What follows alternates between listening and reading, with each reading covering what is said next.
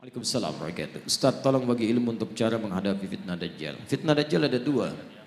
Ada Dajjal dan Masih Dajjal. Dajjal misal ada Masih Ad-Dajjal. Beda. Kalau Masih Ad-Dajjal itu makhluknya tanda akhir zaman. Kalau Dajjal disebutkan itu biasanya sifat-sifat yang menyerupai sifat Dajjal. Contoh, kita ambil misalnya di hadis riwayat Muslim. Di kitabnya halaman 111 jilid pertama, posisi paling kiri sebelah atas, bab yang keempat, hadis nomor 6, riwayat hadis Abu Hurairah radhiyallahu taala anhu. Kalau ingin mirip bukunya cari syarah Sahih Muslim, syarah Imam An-Nawawi. Saya punya 9 jilid warna biru dongker, cetakan tahun 2002. Saya beli 26 Juli di Husainiyat di Mesir, cetakan Darul Hadis. Lihat baik-baik hadisnya. Sayati akan datang alaikum pada kalian semua fi akhir zaman, di akhir-akhir masa kehidupan, dajjaluna kadzabun. Disebutkan dajjal, jamak lagi bentuknya. Para dajjal, kadzabun yang terbiasa berdusta. Baik, apa dustanya? Ternyata bukan urusan dunia. Kalau dusta urusan dunia, zaman jahiliyah juga sudah ada. Coba lihat, orang jahiliyah dusta, makanya turun ayat wailul lil mukadzibin, celaka para pendusta. Orang jahiliyah curang dalam bisnis, turun ayat wailul lil mutaffifin. Bukan urusan itu. Dustanya yuhadditsunakum bima lam tasma'uhu wa la yasma'unahu aba'ukum. Mereka akan banyak berdusta tentang urusan agama kalian. Mereka pandai bicara kepada kalian, menyampaikan sesuatu yang kelihatan benar, padahal itu begitu mengagetkan. Keluar dari tuntunan agama. Jangankan engkau yang kaget saat mendengarnya, orang dulu pun kalau ikut dengar, ikutan kaget. Ikutan kaget. Nah teman-teman, di antara makna Dajjal itu membuat fitnah. Fitnah yang mengeluarkan orang dari keyakinan kepada Allah Subhanahu wa taala. Nah, ada kata Allah, itu bukan bentuk Dajjal aslinya, tapi sifat-sifatnya. Baik, saya mau tanya pada Anda, kalau seseorang membuat kagum, membuat suatu dahsyat, bisa mempengaruhi, pintar atau bodoh? Pintar. Makanya ada yang menafsirkan hadisnya, salah satunya orang-orang pintar. Tapi dengan kepintarannya dia bicara masalah-masalah agama, tapi tidak ada ilmu di dalamnya, malah mengeluarkan orang-orang dari keyakinan kepada Allah. Maka kalimatnya bisa membuat orang kaget. Jangankan orang itu, kata Nabi, orang dulu pun kalau dengar itu akan ikutan kaget. Contoh, Quran surah kedua Al-Baqarah ayat 204 sampai 207, paling kiri sebelah atas. Wa minan nasi may yu'jibuka qawluhu fil hayatid dunya wa yushhidullaha ala ma fi qalbihi wa huwa aladul khisab. Di antara manusia ada orang yang kalau bicara kata-katanya menarik, retorikanya cantik, kadang-kadang bawa ayat-ayat Allah, tapi hati-hati, mereka itu musuh yang paling jahat. Pernah dengar kalimat ini? Semua agama itu sama. Ya, sama. Menuju pada Tuhan yang satu. Mengajarkan pada kebaikan. Semua agama sama. Gak ada bedanya. Pernah dengar kalimat itu? Saya pertama dengar, kaget Pak. Bahkan waktu ada bukunya Fikih Lintas Agama, itu saya beli, saya lihat Allahu Akbar. Ulama caci maki, Imam Syafi'i caci maki, macam-macam caci maki. Ambil potongan ayat-ayat Quran.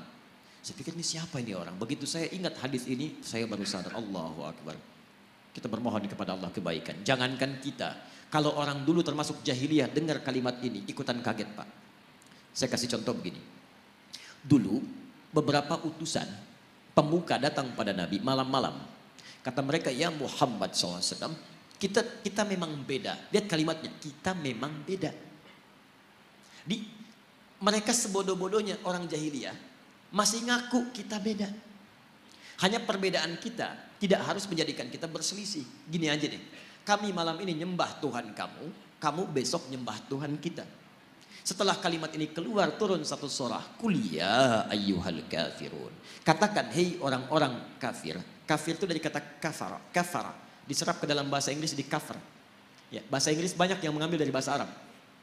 Gula, sugar, dari sukar. Kopi, kafi. Kohwa, dari kahwa. Kucing, cat, dari kitun. Kitun, itu kucing rumahan. Ya, kitun. Kalau kucing liar, hurrah. Kecilnya hurairah. Kitun, kucing rumahan. Diambil cat. Sekarang jadi kitty, kucing rumahan. Hello Kitty, jadi spray, jadi bantal, jadi macam-macam. Ya? Kembalikan.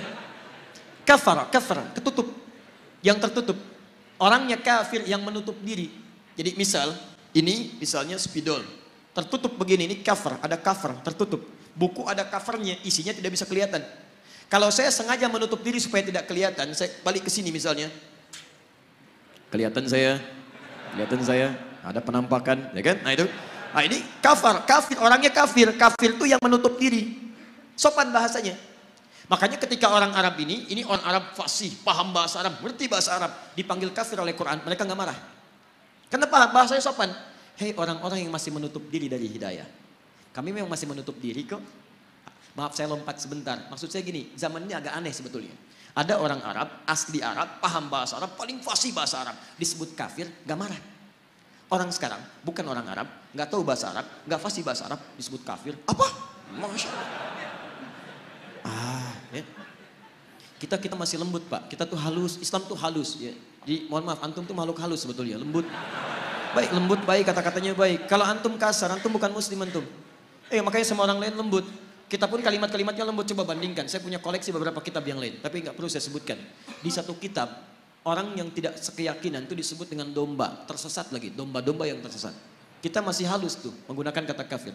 Tapi ini perbandingan, kalau tidak sepakat kita dialogkan ya. Dia jangan cepat marah, saya pulang dari sini jadi tersangka lagi gitu. Nah, sekarang lihat. Kata orang jahiliyah ini, kita memang beda. Sejahiliyah-jahiliyahnya dia mengatakan kita beda. Kenapa ada orang pintar yang setelah keluar dari jahiliyah, dia mengatakan semua agama sama. Itu kalau kedengaran orang jahiliyah, ikutan kaget mereka. Sebodoh-bodohnya orang jahiliyah mengatakan kita beda. Makanya ketika risalah Islam datang, mereka merasa ini beda. Ada perbedaan. Ada penolakan dari mereka karena berbeda. Orang sekarang tiba-tiba, Masya Allah. Saya katakan kepada Anda, maaf ya. Yang bilang semua agama sama, itu pintar atau bodoh? Bodoh. Baik, gelarnya ada enggak? Mana ada orang bodoh punya gelar? Lihat S1, S2, S3, Masya Allah. Sampai S-nya banyak, dingin, dan macam-macam. Belajar keluar dan sebagainya. Tiba-tiba pulang-pulang, mengatakan semua agama sama. Baik, ini menunjukkan ada sesuatu yang salah di situ. Nah, sifat-sifat ini disebut oleh Nabi SAW. Sesungguhnya sifat-sifat yang tidak baik, yang hanya dimiliki oleh Dajjal. Makanya pada orang-orang seperti ini, kita didorong oleh Al-Quran untuk bisa satu.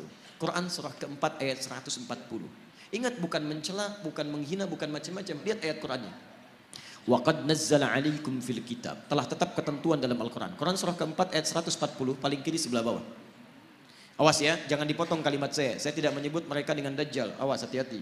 Nanti muncul tag di dalam YouTube misalnya, Ustaz Adi, Dajjal. Masya Allah. Muncul ini. Tidak. Lihat, saya turunkan sampai yang terakhir. Lihat, Quran surah 4 ayat 140.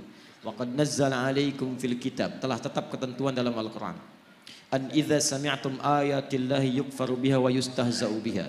Kalau ada orang-orang yang mengingkari isi Al-Quran atau mengolok-olok isinya, ngolok-ngolok, mengingkari macam-macam, membelok-belokkan dan sebagainya sampai ke level yang tadi. Lihat baik-baik. Fala taqudu ma'ahum. Satu, kata Quran, cukup jangan buang-buang energi untuk mencela, membuli dan sebagainya. Cukup tinggalkan mereka. Sudah. Antum terlalu buang energi antum yang mahal. Lebih baik kalimat antum dipakai baca Al-Quran. Tulisan antum tulis status yang baik-baik daripada merespon mereka. Gak ada kerjaan. Jangan kasih panggung kata Al-Quran. Ceramah gak usah diundang, bukunya gak usah dibaca, radio gak usah didengar. Gak usah didengar, isolasi dulu. Dan hebatnya Al-Quran memberikan sikap demikian. Bukan untuk merendahkan yang dimaksudkan. Supaya dia sadar saking sayangnya Allah.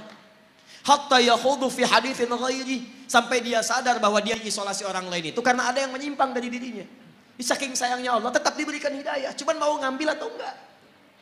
Sampai dia tobat, kata-katanya baik, baru kita kemudian ambil kebaikan-kebaikan darinya.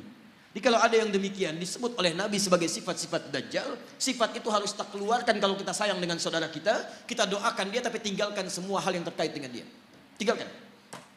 Innakum idzam mithluhum. Kalau antum ikuti mereka, dengarkan pernyataannya, ikut kelasnya, baca bukunya, lama-lama antum seperti mereka juga nantinya. Sholat gak dikerjakan, azan di tempat ibadah orang lain, tiba-tiba belajarnya ke tempat yang ini aneh. Negara kita itu menjamin kemerdekaan tiap-tiap penduduk untuk beribadah. Kita harus hormati yang lain. Cuman di Islam gak boleh ada kaidah, jangan paksa. Quran surah 2 ayat 256 paling kiri sebelah bawah. La ikraha fid din. Antum gak boleh paksa orang lain pindah agama. Gak boleh, dosa antum. Kita tawarkan yang baik-baik. Tapi kita pun diminta oleh Al-Quran untuk zero toleransi. Toleransi tertinggi adalah biarkan orang lain dengan kepercayaannya masing-masing. Lakum dinukum waliyadin. Tapi kita dakwahi dalam kebaikan. Mau ikut, alhamdulillah. Tidak ikut, gak apa-apa, gak boleh paksa. Dan setiap orang yang beragama dijamin oleh undang-undang negara kita. Pasal 29 ayat 1 sampai 2. Ayat 2-nya, negara menjamin kemerdekaan tiap-tiap penduduk untuk memeluk agamanya masing-masing dan beribadah menurut agama dan kepercayaannya itu. Beribadah menurut agama dan kepercayaannya itu. Kita saat beribadah kepada Allah, keyakinan pertama yakin Islam yang paling benar. Itu ibadah tertinggi kita. Ibadah lisan. Turun Quran surah 3 ayat 19 paling kiri sebelah atas. Inna dina indallahil Islam. Makanya ketika seorang mengatakan Islam yang paling benar, satu, dibenarkan oleh Quran, dijamin oleh undang-undang. Tidak salah untuk mengatakan Islam yang benar. Jadi kalau ada orang pintar mengatakan di sini, bukan cuma Islam yang benar, dia orang bodoh. Dia orang bodoh. Kalau dia muslim ya, kalau dia muslim, dia orang bodoh. Kenapa? Satu, dia tidak mengerti Al-Quran. Yang kedua, dia melanggar undang-undang. Kenapa antum melarang seorang muslim untuk meyakini itu yang benar? Kita pun gak boleh paksa kalau orang Kristen mengatakan Kristen yang benar. Hindu mengatakan Hindu yang benar, itu keyakinan dia. Tugas kita cuma berdakwah, menyampaikan risalah. Mana di antara kebenaran itu yang menuju kepada Tuhan yang paling benar? Sampaikan kebaikan. Tapi ketika seseorang muslim mengatakan cuma Islam yang benar dan dipersoalkan itu, artinya satu, dia tidak mengerti Al-Quran, yang kedua dia melanggar undang-undang. Dan yang paling dahsyat disebut oleh Al-Quran, kalau antum ikutan yang seperti itu, lama-lama iman antum luntur, antum hilang kemudian keimanan kepada Allah Subhanahu wa taala. Orang seperti itu disebut oleh Quran langsung dengan munafik dan akan masuk neraka jahanam yang pertama kali. Jadi penghuni neraka jahanam bukan orang kafir pertama kali, orang munafik. Lihat ayat ujungnya. Innallaha jami'ul munafiqin wal kafirina fi jahannam jami'a. Maka Allah akan himpun orang munafik ini bersama orang kafir di neraka jahanam. Munafik disebut dulu baru orang kafir, neraka jahanam.